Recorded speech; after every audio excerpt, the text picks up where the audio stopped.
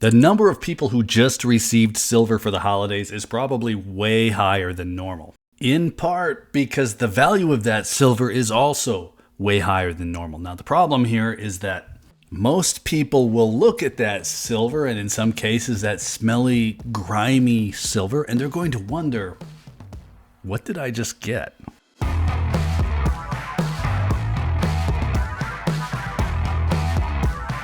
It's the holidays, so I'm with family. You have kids running around, gifts being opened, and some of those kids got silver dollars. Mostly they were Eisenhower dollars, but naturally I asked where they came from, and then, of course, asked to see the stash that they were pulled from. Now, I'm going to show you most of it here, lots and lots of Eisenhower dollars, but as you can see here, a little bit more than that. We're going to get into that further, but before we do, quick shout out to Summit Metals. If you're looking for gold and silver, they've got you covered. If you're looking to sell your gold and silver, they can help you there too. SummitMetals.com. Now, a quick word.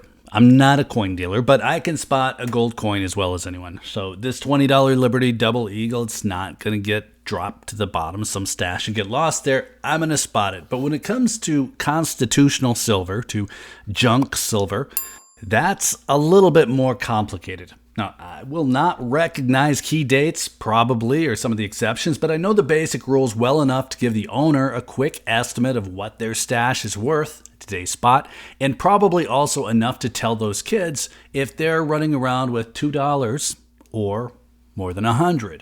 For the sake of simplicity, we're going to be talking about melt price here, so the value of the silver at $71 spot price in this Morgan dollar is about $55, but the value of the silver content in this Eisenhower dollar is, well, a lot more complicated because Eisenhower dollars can be 90%, 40%, or no percent silver. Now, this is a stack of bicentennial Eisenhowers, so they're 40%, meaning if grandma gave you one of these, well, they're actually worth more than $22, and you still need to be sure to wash your hands before you eat.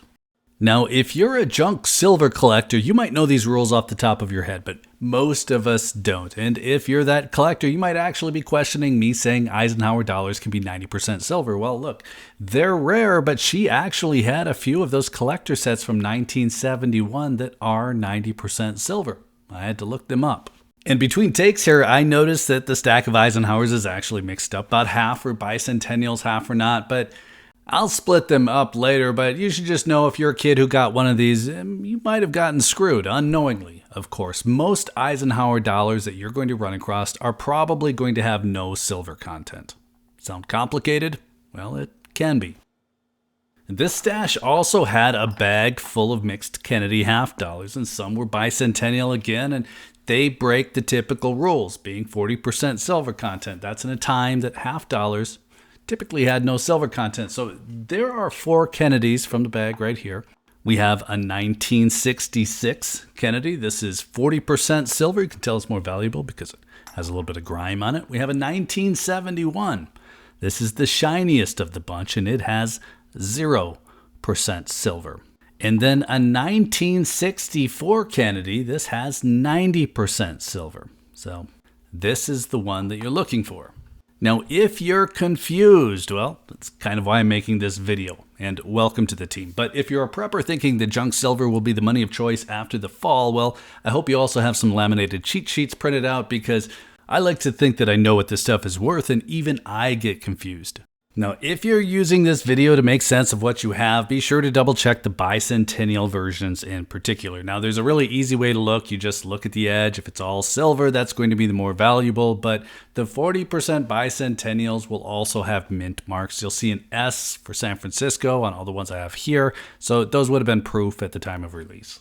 Now, a legitimate prepper is probably just going to tell you to look at the edge to begin with, and that makes sense. But you still have to work out whether they're 40% or 90%. Now, on the upside here, it does get easier as the coins get older. If a half dollar, quarter, or dime was minted 1964 or earlier, it's going to be 90% silver. So this Franklin half dollar is worth about $26. Again, just using the melt value of the silver content itself.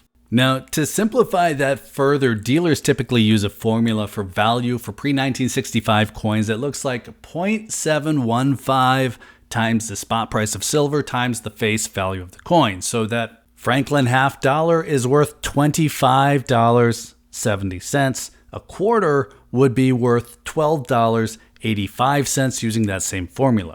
So if you're lucky enough to be dealing exclusively with a bag full of pre-1965 silver coins from the U.S. Mint, you just add up the face value, you multiply it all by 0.715, and then you multiply that by the current spot price of silver.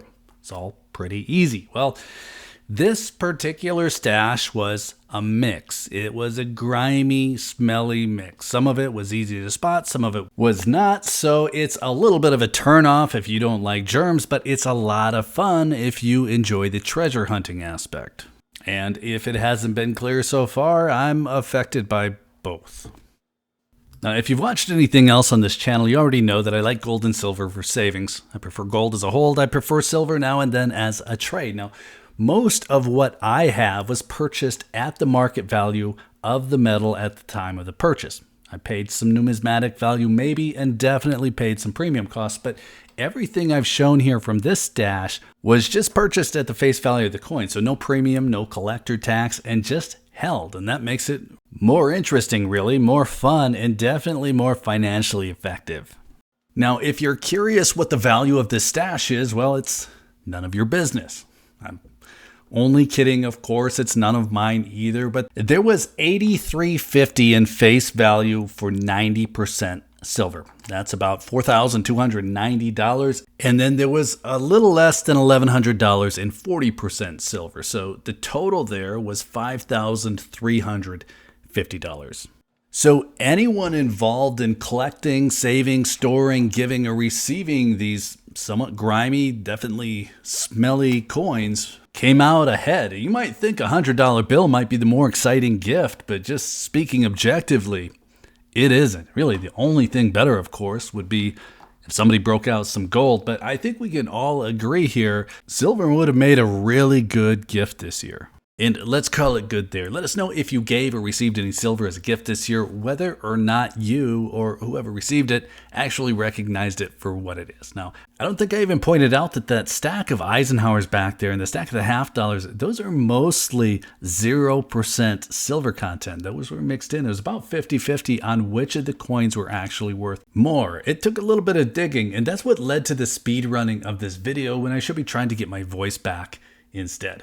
Anyway, let us know what you're up to in the comments, and then while you're there, be sure to hit that like button if you found any of this interesting. Be sure you're subscribed with notifications turned on if you want to hear more on the topic. And if you're still here, well, happy holidays, and also thanks again for watching. I always appreciate your time. Take care.